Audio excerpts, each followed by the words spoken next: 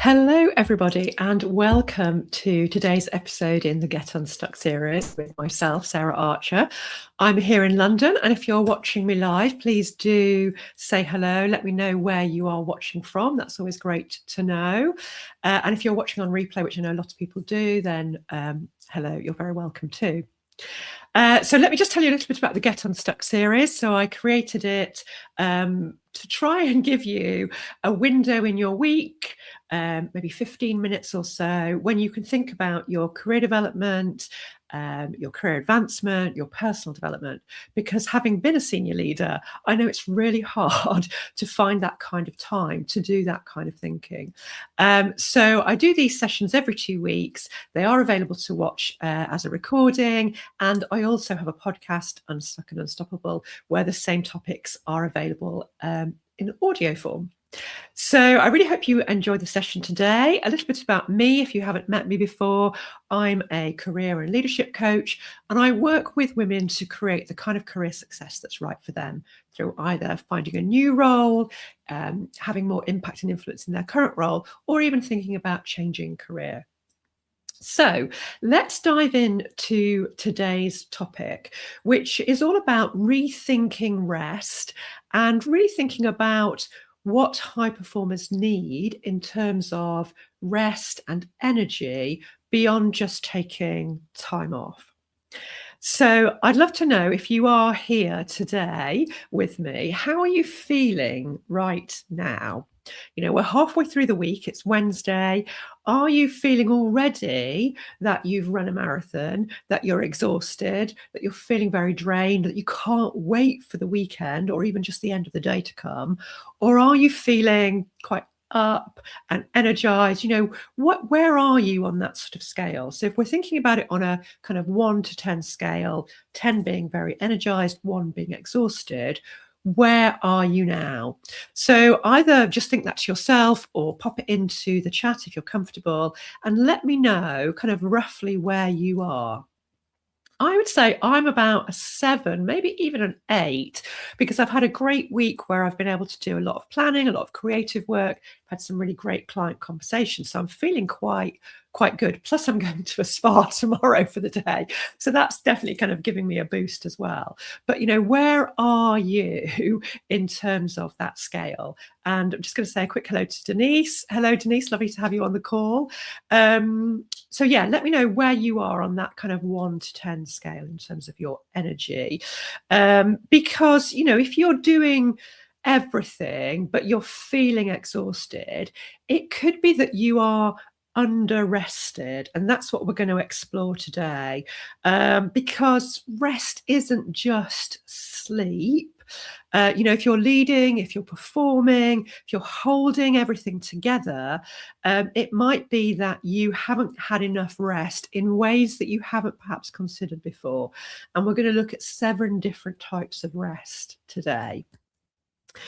Now, most people, when they're feeling exhausted, they either do one of 3 things. They kind of push through and just think, right, I've just got to keep it together till the end of the day. Or they scroll and look for something kind of mindless to engage in.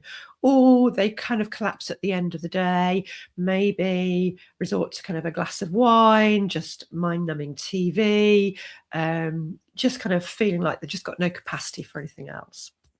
And actually, that isn't rest, because it doesn't restore your energy in any way, really.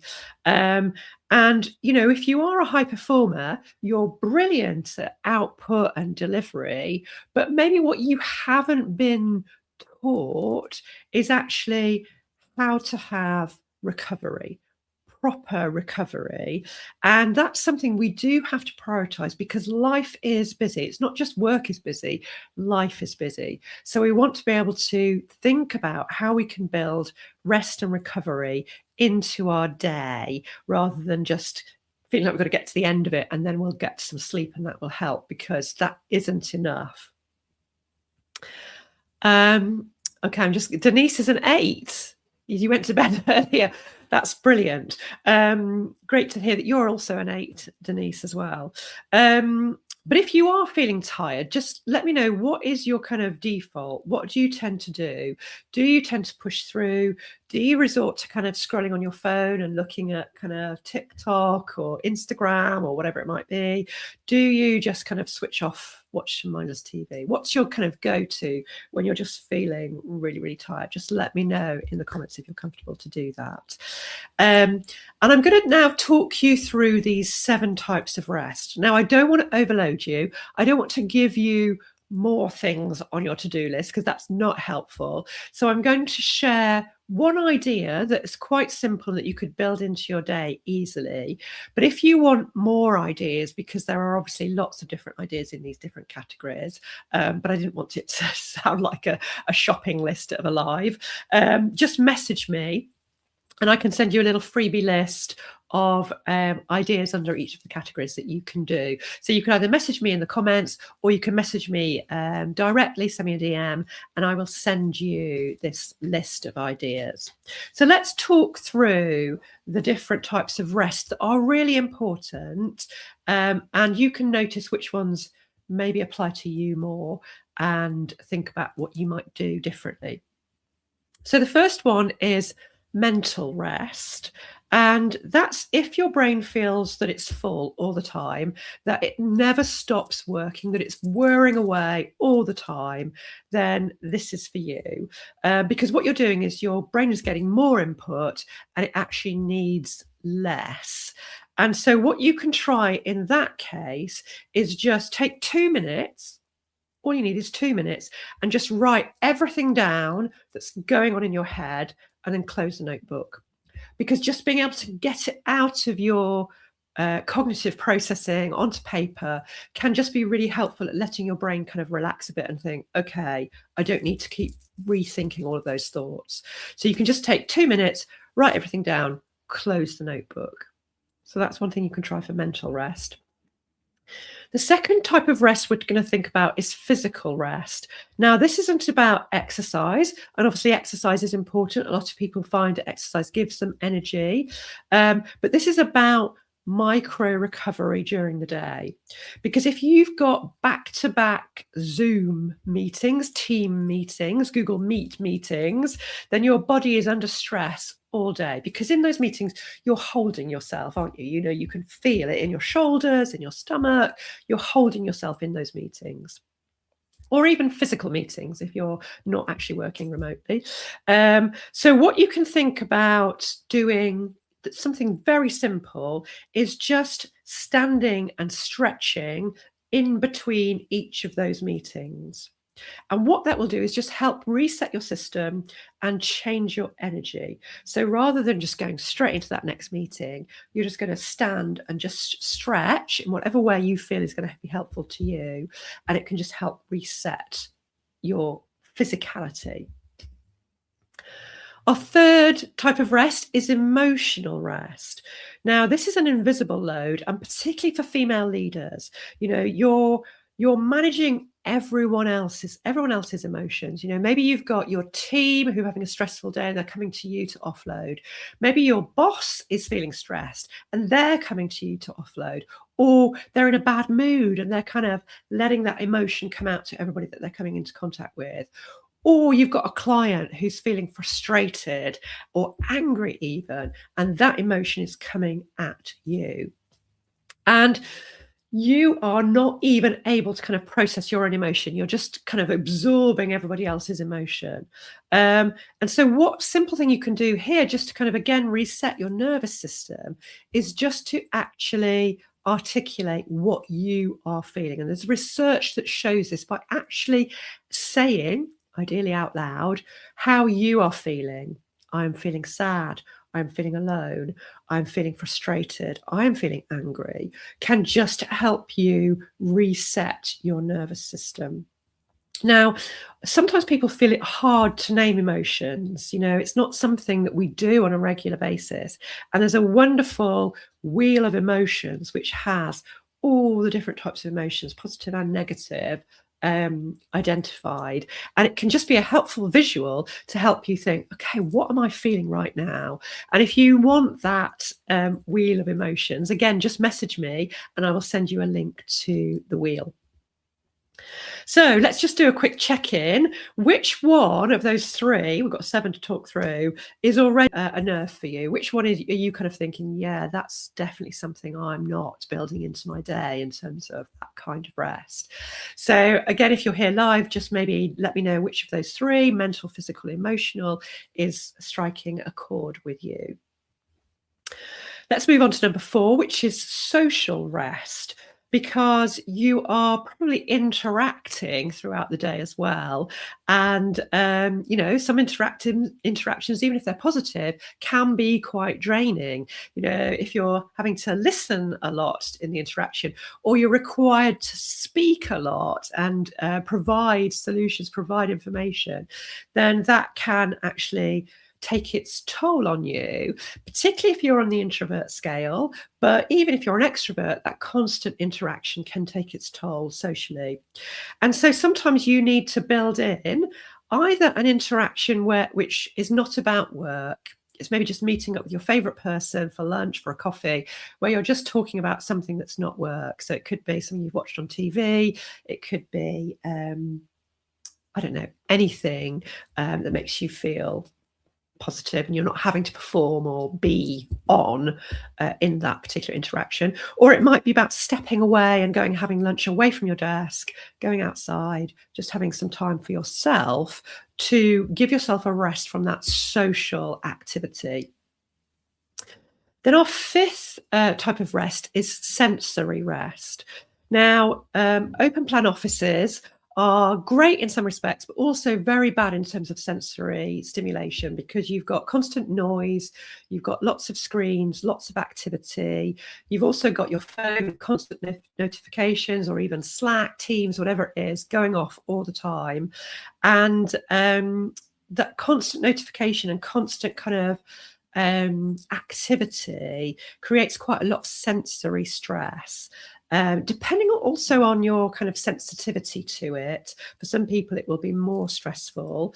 And even, if you're not in an open plan office, if you're working from home, you've got those constant notifications going off, constant sensory stimulation. And so your system never gets a break from it. So one thing you can try here is just every hour for 20 seconds, you can just set a timer on this, is just closing your eyes. Just closing your eyes and just having nothing kind of stimulating you. You might even plug into white noise at the same time if you're kind of quite an auditory processor. But just thinking about building that in can just help your body, your nervous system, to calm down from all that intensity. Then we've got creative rest, number 6. So if your work is mentally demanding, and if you're a leader of any kind, this is going to be you. Decision making, being strategic, problem solving, solution focused. It's very demanding, and your brain needs new input to help you, because you are giving out, you're coming up with solutions, you're coming up with ideas, you're coming up with a strategy, you're solving a problem, you're making a decision. And so having new input can give you that creative rest. So that might be about playing some new music, a different genre. It might be about change of scene, having a different environment. It might be about taking a different route home, or just changing up something that gives you something new to feed your creativity, because you're giving so much. And then our final one is spiritual rest. And that's about meaning. And this is the one that's often the most neglected, because if your work feels disconnected, no amount of sleep is going to fix that. This is it is about important to connect with what is meaningful for you. And so that could just be simply asking yourself, what matters to you today?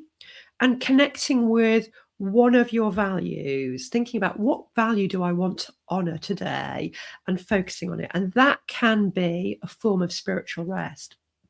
And I've got a bit of a funny example to share with you today. So this morning I had to go out in my car and do an errand, and I was feeling quite grumpy. And I often get triggered in my car by bad drivers, people not saying thank you. It makes me feel really angry.